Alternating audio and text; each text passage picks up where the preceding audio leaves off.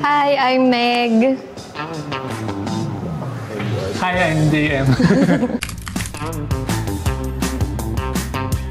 Super excited kasi first car namin siya. Pinaghirapan talaga namin together. Yeah.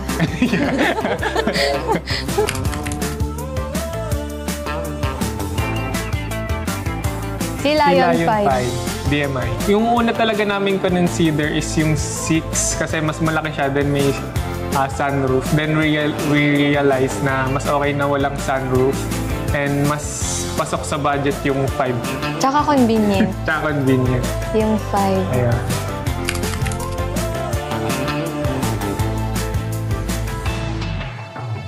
Sir Sai. Oo. Responsive Responsive siya. naman si Sir Sai. Then siya talaga yung unang nag-accommodate sa amin nung pagdating namin dito. So siya na yung na-contact namin. Then super bilis lang nung transaction namin. At siguro last week lang, no? Last week lang tayo nag-inquire. Tapos na-release na ngayon, araw agad.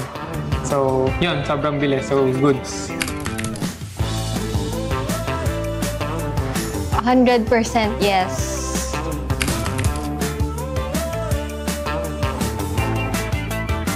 Nung nag-viewing kami nung first time namin nagpunta dito, in-explain niya naman yun. Run through niya kami around the vehicle. Saka yung sa test drive, malaking factor din yun na test drive namin yung unit.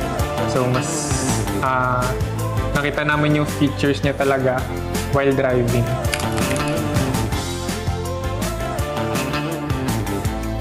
Of course, yes. Of course, 100% yes. Yes.